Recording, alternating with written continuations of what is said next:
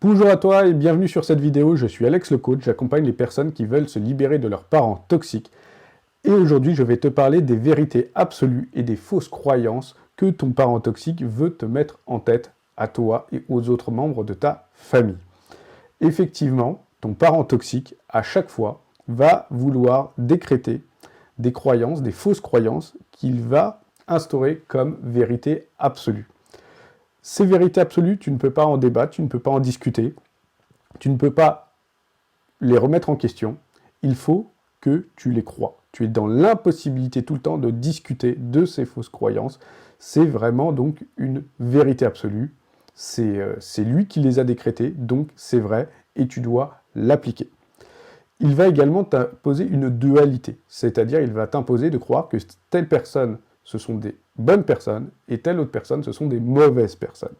C'est noir ou c'est blanc. Il va te dire cela sur des personnes, il va te dire ça sur des métiers, il va te dire ça sur des régions, sur tout, en fait. Et tu ne pourras pas le remettre en question, tu ne pourras pas le discuter. Tu vas l'entendre quotidiennement, matin, midi, soir, tout le temps, et tu seras obligé de l'appliquer. Ton parent toxique va t'imposer de le croire, de l'appliquer. Aucune remise en question de cela est autorisée, comme le fait du récit personnel, c'est-à-dire du récit familial, ça sera un mythe familial comme vérité absolue. Tu ne vas pas pouvoir remettre en question la généalogie grandiose que ton parent toxique va créer. C'est une vérité absolue. Et si tu remets en question cela, tu vas devenir son ennemi. Toute personne, toi ou autre personne de ta famille qui va remettre ces vérités absolues de ton parent toxique en question, ça sera l'ennemi à abattre tout le temps. Ton parent toxique, en fait, il a une grande peur, une peur bleue du changement dans la famille. Pourquoi? Parce qu'en fait, le moindre changement va être pris par ton parent toxique comme une menace. Pour lui, pour ton parent toxique, eh bien, il faut maintenir un équilibre dysfonctionnel dans ta famille pour qu'il puisse simplement continuer à te dominer, toi et les autres membres de ta famille.